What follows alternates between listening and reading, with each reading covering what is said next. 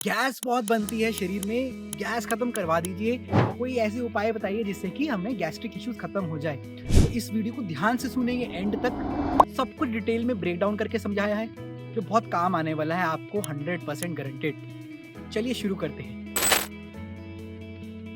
नमस्ते, मैं हूं dietitian Mohit Mittal, yoga trainer, workout trainer, obviously dietitian. मैं आज आपको वो समझाने आया हूं जो बहुत सारे इंडियंस की प्रॉब्लम है, गैस बनना शरीर के अंदर। पूरा दिन गैस बनती है, ब्लोटिंग होती है, अच्छा नहीं फील होता है, चेस्ट पेन होता है, खट्टे डकार आते हैं जिसको बेल्चिंग कहते हैं, बर्प्स, ठीक है। ऐसी बहुत सारी प्रॉब्लम्स लगती हैं फिजिकल जो बहुत डिस्टर्बिंग है आपके लिए। मैं समझता हूँ, इसलिए मैं आपको समझाने आया हूँ कुछ। मैंने पिछली वीडियो में बात करा था ये गैस आती कहाँ से है, ये गैस हो कितनी बारी आनी चाहिए, एक दिन के अंदर कितना सही मात्रा है, और इसको कैसे कैसे हम देख सकते हैं कहाँ से आ रहा है ये गैस।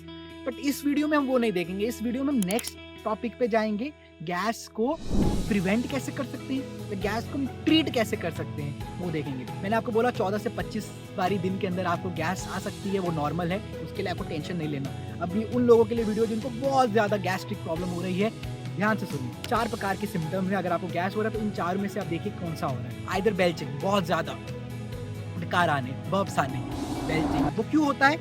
स्टमक टू माउथ कहते हैं। Generally it should be stomach to excretory system, मगर गैस अगर ऊपर की तरफ हो जाए उसको कहते हैं स्टमक टू माउथ। आपका जो भी गैस बन रहा है वो ऊपर की तरफ, ऊपर एक स्पिंचर होता है जो खुलता है और ऊपर से गैस आती है। दैट्स नेचुरल फिनोमेना, कोई बात नहीं। मगर अगर हो रहा है, रेगुलर हो रहा है, तो उसको ट्रीट करेंगे हम इस वीडियो के अंदर। Secondly, bloating. पेट आपका छोटा है मगर पेट फूला रहता है। आपको पता है आप ज़्यादा मोटे नहीं है, जब मोटे नहीं है आपका जो भी वेस्ट है, मगर हर दिन देखते आपको फूला ही रहता है पेट, इसको ब्लोटिंग कहते हैं। गैस फिल्ड रहती है, मतलब क्या है, गुब्बारे में हवा भर दी गई है। गुब्बारा तो वैसे छोटा ही है, हवा भर देंगे तो बड़ा लगता है, इन्फ्लेटेड लगता है। तो इस वीडियो में देखेंगे उस गुब्बारे को छोटा कैसे करा जाए, हवा को कैसे निकाला जाए। जैसी हवा निकलेगा आपका साइज फिर से बैक टू नॉर्मल आ जाएगा पेट का। तीसरा, जिसको कहते हैं फ्लैटुलेंस, ये स्टमक टू माउथ नहीं है, स्टमक टू एक्सक्रीशन है जो नॉर्मल सबको आता है, इसको फ्लैटुलेंस कहते हैं। तो अगर आपको ये रेगुलरली हो रहा है तो तेरे से सिम्टम्स, आपको गैस्ट्रिक प्रॉब्लम बहुत ज़्यादा है, उसको ट्रीट करेंगे इस वीडियो में, ठीक है। गैस्ट्रिक से जितनी जल्दी निकलेंगे उतना अच्छा है, क्योंकि ये जो टर्बुलेंस कर सकता है आपके शरीर में वो मे भी कोई और चीज़ ना कर सके। Gas problem is the very very huge problem right now, so solve करना है। चौथा, पेन। आपको घुटनों में pain, joint pain, chest pain, ऐसा कुछ भी फील हो रहा है आपको, वेरी रेगुलर, वेरी फ्रीक्वेंट, आपको गैस की प्रॉब्लम है और बहुत ज़्यादा कैन से क्रॉनिक प्रॉब्लम बन चुकी है, आपको बहुत लंबे समय से है, तो इसको ट्रीट करेंगे। कौन सी 4 चीज़ें रिवाइज कर लेते हैं फिर से। बेल्चिंग मतलब बर्पिंग, ऊपर से आना। सेकेंडली, आपको फ्लैटुलेंस होना, एक्सक्रीटली जो एक्सक्रीशन में गैसेस निकलती हैं। दूसरा, तीसरी चीज आपको ब्लोटिंग होना, ऐसे लगना गुब्बारा फूल गया है, जैसे लगता है पूरा टाइम भरा हुआ है कुछ पेट के अंदर, भारी भारी लगता है। चौथा, पेन होना, घुटनों में, चेस्ट में, कहीं भी, है ना, और इवन इन द नस के अंदर भी पेन होता है, ठीक है। हेडेक्स होना, ये सब आपको बताता है कि आपको गैस की प्रॉब्लम है। अगर इन चारों चीजों में से आपको कुछ भी हो रहा है, 1 या 2 या 3 या 4, आपको गैस की प्रॉब्लम। अब जिसके लिए आप रुके हुए हैं, इसको ट्रीट करते हैं 1 by 1। इसको सुनेंगे, इसको अप्लाई करेंगे, गारंटी रिजल्ट्स आएंगे। कुछ नहीं बाहर है, सब कुछ भीतर है, सब कुछ घर पे बैठे बैठे करेंगे। Let's see that also. पहला पॉइंट, डाइटरी चेंजेस और डाइटरी मॉडिफिकेशन। मैंने आपको पिछली वीडियो में भी समझाया था, गैस जो बनती है वो मेजरली बनती है बिकॉज ऑफ फूड। जो फूड हम कंज्यूम करते हैं उसमें से gases as a by product निकलती है। मगर ऐसे बहुत सारे फूड्स पर्टिकुलरली में है जो जिनकी प्रवृत्ति ही है वात, मतलब गैस क्रिएट करना शरीर में। तो अभी हम देखते हैं कौन से वो फूड्स हैं जो गैस क्रिएट करते ही हैं। तो अगर आप उनको अवॉइड करेंगे तो आपको बहुत रिलीफ मिल सकता है। आपको आइडेंटिफाई करना है कौन से इनमें से आपको लगता है। अब सर कैसे आइडेंटिफाई करें? आप खा के देखिए, खाने के बाद आपको प्रॉब्लम तो नहीं हो रही है तो उसको मार्क कर लीजिए, ये फूड आपके लिए अच्छा नहीं है। इसको हम कहते हैं एलिमिनेशन डाइट, अपनी डाइटिशियन लैंग्वेज में इसको कहते हैं एलिमिनेशन डाइट। चीज़ों को ट्राई करा, अवेयर रह के देखा, कोई प्रॉब्लम तो नहीं हो रही, प्रॉब्लम हो रही है तो उसको डिस्कार्ड करा, एलिमिनेट करा।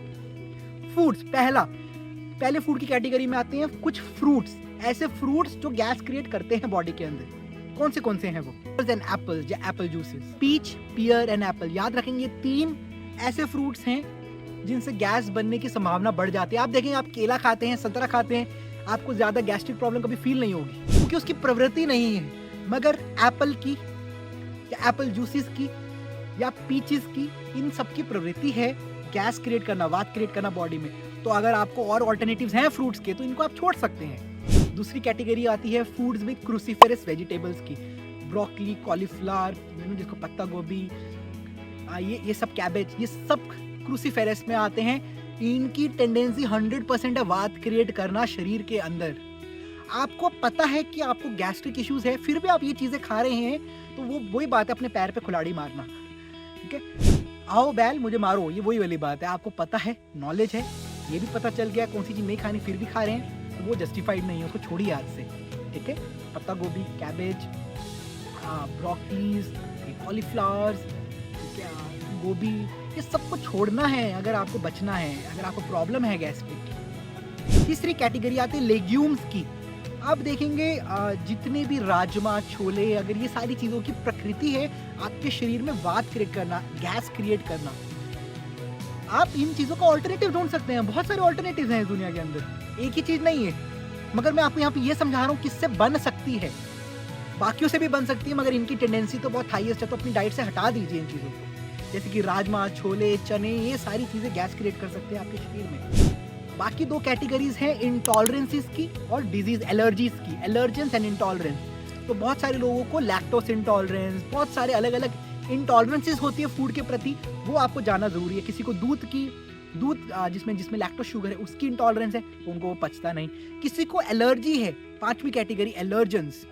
बहुत सारे लोगों को एलर्जी रहती है, जैसे कि सिलियाक डिजीज है, उसके अंदर आपको ग्लूटेन की प्रॉब्लम रहती है। आपको गेहूं खाएंगे तो आपको रैशेस हो जाएंगे, इवन लोगों को डेथ भी हुई है। तो आपको पता होना चाहिए किस चीज से कौन सी प्रॉब्लम हो रही है। There is a test, blood test होता है, जाइए किसी लैब में, लेबोरेटरी में जाइए, अपना डायग्नोस्टिक सेट टेस्ट दीजिए, ब्लड सैंपल दीजिए, वो आपको एक रिपोर्ट देंगे। क्या नाम होता है रिपोर्ट का? Intolerance and allergen test report. आपके सारे फूड्स, सारी वेजिटेबल्स, सबके प्रति डस्ट से लेके फूड, सब कुछ उस रिपोर्ट में आ जाएगा और वो बता देगा कितनी मात्रा में किससे इंटॉलरेंस है।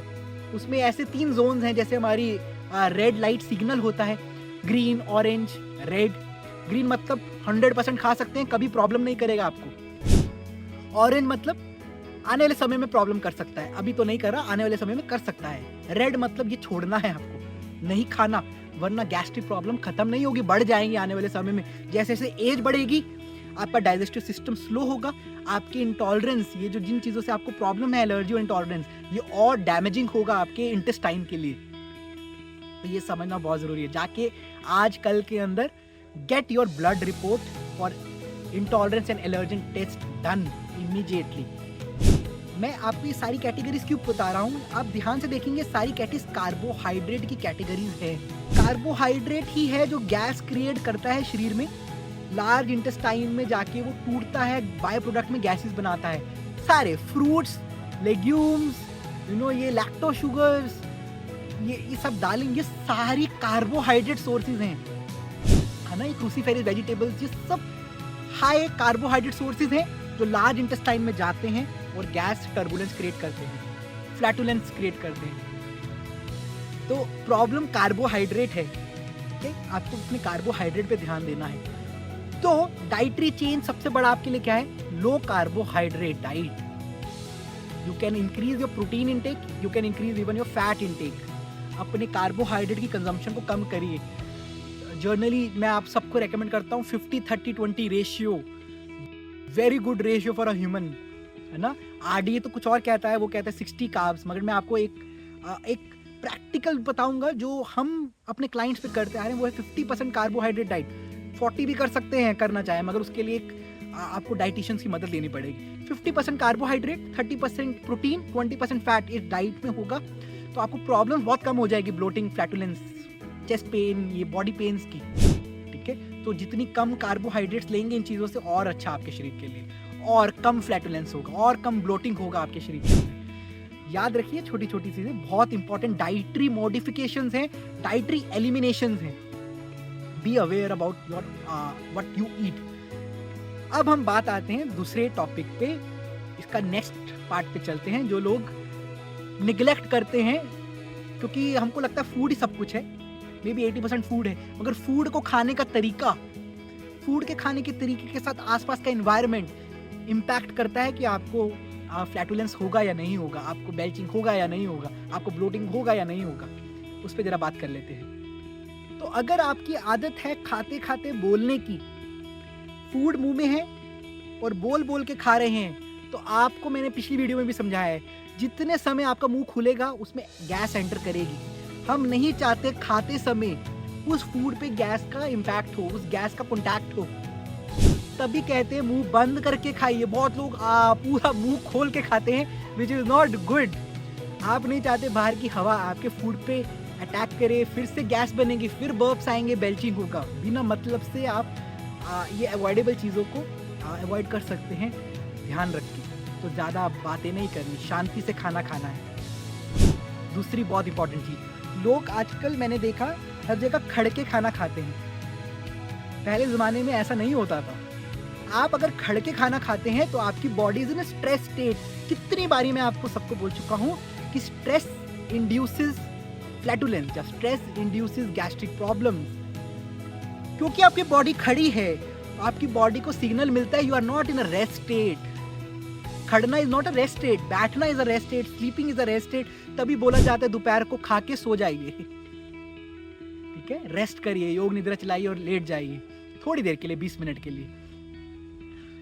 आपको खाना बैठ के है, जिससे कि बॉडी को लगे कि आप अलर्ट स्टेट में नहीं हैं, आप रेस्टेड स्टेट में हैं। You will get more absorption, better digestion of food if you are sitting, even sitting in sukhasana, चौंकड़ी मार के।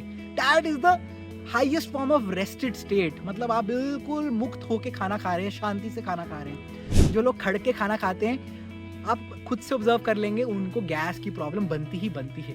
बॉडी अलर्ट है, बॉडी स्ट्रेस हार्मोन्स क्रिएट करेगा, उसको आपने बिठाया ही नहीं। तो देखिए, छोटी चीज़ें मगर इम्पैक्ट करती है, बहुत बहुत हाई लेवल पे इम्पैक्ट करती है। तीसरी, you have to avoid chewing gums. जो लोग ज़्यादा च्युइंगम्स खाते हैं उसको छोड़ना है। च्युइंगम क्या करते हैं, च्युइंगम जब खाते हैं ना, पूरा एकदम फिर से वही मुंह खोल खोल के खाते हैं, फर्स्ट। सेकेंडली, च्युइंगम्स की जो कार्बोहाइड्रेट, जो मैंने आपको समझाया, च्युइंगम में जो शुगर्स है वो डाइजेस्ट नहीं होती, वो गैस क्रिएट करता ही करता है। जो जितने लोग भी च्युइंगम्स खाते हैं उनको गैस्ट्रिक प्रॉब्लम रहती है। ये रिलेट करिए इसको। The problem is sugars, the carbs inside your chewing gums, that is highly processed. Large intestine में जाके वो flatulence gas release, by product form में रिलीज करता है, जो अच्छा नहीं है आपके लिए। चौथा, आपको कार्बोनेटेड ड्रिंक्स नहीं पीनी। पिछली वीडियो में भी समझाया है, कार्बोनेटेड ड्रिंक मतलब जिसमें कार्बन डाइऑक्साइड है। मतलब आप खुद से स्वयं वो न्योता दे रहे हैं कि आजा मेरे अंदर गैस भर दे। ठीक है, ये वही बात है, आप अपनी शादी में दुश्मनों को बुला रहे हो, फिर उम्मीद करते हो शादी अच्छी जाएगी। नहीं नहीं नहीं, आपको पता होना चाहिए, जितना ज़्यादा कार्बोनेटेड ड्रिंक्स, कोक पिएंगे, स्पार्कलिंग वाटर पिएंगे, सोडास पिएंगे, उतना आपका फ्लैटुलेंस बढ़ेगा, उतना आपको बर्पिंग होगी, उतने आपके ब्लोटिंग और चेस्ट पेन की मात्रा बढ़ने के चांसेस और ज़्यादा हैं। Last but not the list, इस कैटेगरी के अंदर स्लो ईटिंग, धीरे खाना खाना। एक चीज़ और, जो लोग खड़ के खाना खाते हैं वो स्लो नहीं खा सकते, क्योंकि बॉडी इज नॉट रेस्टेड। जो लोग खड़ के खाना खाते हैं आप देखेंगे बहुत जल्दी जल्दी गल्प करते हैं, स्पेशली कॉर्पोरेट्स वाले लोग जो आधा घंटा ब्रेक से निकल के आते हैं, जिनको गप्पे भी मारने हैं, सब कुछ करना है, साथ में खाना भी खाना है, खड़ के खाना खा लेते हैं। स्टैंड एंड ईट, ये क्या कर रहे हैं हम? ठीक है, बैठ के खाना खाइए, स्लो खाइए, बिना बातें करके। पूरा दिन है बात करने के लिए, वो 15 मिनट तो बात मत करिए। Those 15 minute give to your food that you are eating, जिसके कारण आप जी रहे हैं, जिसके लिए जी रहे हैं। सारा काम आप उस खाने के लिए कर रहे हैं और फिर भी बातें कर रहे हैं। थोड़ा सा हमको अवेयर होके अपना करना पड़ेगा। फूड खाने की प्रक्रिया को चेंज करना पड़ेगा, पानी पीने की, ऑल द लिक्विड फ्लूइड्स को पीने की, सबकी प्रक्रिया को चेंज करना पड़ेगा। मैंने एक चीज़ बोली थी आपको, एप्पल जूसेस, सिर्फ एप्पल जूस नहीं, आप देखेंगे कोई भी जूसेस आपकी बॉडी में क्रिएट करती है बहुत सारी गैसेस। आप ग्रेप्स का जूस पिए, चीकू शेक, कुछ भी ये सब पिएंगे तो बॉडी में गैस क्रिएट होती है। Reason, now you know the reasons. Carbohydrate, sugar break down in your large intestine to create by products, gaseous by products. याद रखिए, जूसेस को अवॉइड करिए, शांति से बैठ के खाना खाइए, बिना बोले खाना खाइए। ये करेंगे तो गैस बनने के चांस नहीं उठते। डाइटरी मॉडिफिकेशंस करेंगे, जो मैंने आपको सारी बोली, चीज़ों को एलिमिनेट करेंगे, गैस बनने के चांसेस खत्म हो जाएंगे। लास्ट 2 और 3 थिंग्स बहुत बारी बताया है, इसके ऊपर पूरे प्लान्स दिए हैं। आपको डेली 30 मिनट की मूवमेंट करनी है intentionally. Exercise, yoga, meditation to reduce your stress, ये सब करेंगे तो गैस्ट्रिक प्रॉब्लम नहीं होने वाली। आप 60 साल के भी हो जाएंगे तो आपका सिस्टम अच्छा चलेगा। मूवमेंट करते हैं तो डाइजेशन बहुत स्ट्रांग होता है, फूड पचाने की क्षमता, पाचन शक्ति बहुत स्ट्रांग होती है। जो चीजें नहीं भी पचनी थी वो भी पचने लगती हैं अगर आप मूव करते हैं। और एक जर्नल रूल याद रख लीजिए, you have to walk 1000 steps और 10 to 15 minutes walk post completion of your meal, any meal. दोपहर को आप थोड़ी देर सो सकते हैं, उसके बाद आप थोड़ा मूव कर सकते हैं। दोपहर का जो बायोलॉजिकल क्लॉक है बड़ा अलग चलता है। रात को खाते सो जाएंगे, प्रॉब्लम करेगा। खाया, डिनर खाया या ब्रेकफास्ट खाया, थोड़ा मूव करिए, 1000 स्टेप्स, थोड़ा घूम के आइए। मुझे पता है हम सबके पास टाइम बहुत कम है, लाइफ भाग रही है, थोड़ा धीरे हो जाइए। Let's slow down, let's slow down. अभी भी भाग रहे हैं, लेट्स स्लो डाउन। आराम से एक एक चीज, एक एक फूड बाइट को खाएंगे चुबा के, बिना बात करे और बहुत खुशी भाव से, with lot of gratitude inside it. उस खाते वक्त ग्रैटिट्यूड के साथ, भागते भागते ग्रैटिट्यूड नहीं हो सकता। अच्छे से पकाइए, अच्छे से शांति से खाइए, पूरा एक्सरसाइज, योगा, मूवमेंट प्रैक्टिसेस करिए। Lastly, which is not a permanent solution but you can try, abdominal massage.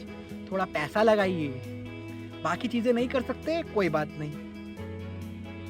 Abdominal massage जाके किसी भी आयुर्वेदा, पंचकर्मा, कोई भी प्राइवेट, उनको बोलिए मेरी पूरी बॉडी मसाज करिए या मेरा एब्डोमिनल मसाज करिए, जो लोअर बॉडी, अपने पेट से नीचे पूरा मसाज करवाइए। You help your gases to release easily. जो इंट्रैप्ड हो जाती है, जो फंस जाती हैं, वो भी निकल जाएगी। साथ में जितना ऑयलिंग करते हैं पेट की, एब्डोमिनल मसाजेस करते हैं, उतने स्ट्रॉन्ग आपकी वेसल्स, ब्लड वेसल्स बनते हैं, उतना स्ट्रॉन्ग आपका डाइजेशन बनता है, उतनी अग्नि क्रिया आपकी तेज होती है, उतना पाचन शक्ति तेज होती है, food gets absorbed and digested easily. ये सारी चीजें याद रखेंगे, फार्ट्स कम हो जाएंगे। अगर बहुत ज्यादा टर्बुलेंस है, फ्लैटुलेंस की प्रॉब्लम है, ब्लोटिंग, सब चला जाएगा। I hope you like it. अमल करेंगे, शांति से जीवन जिएंगे, स्लो डाउन योर लाइफ। कहाँ भागना है, धीरे से, सब कुछ will be taken care of. Namaste, over and out. Till then, keep learning, keep growing, keep smiling. Have a great meal. Bye. Namaste.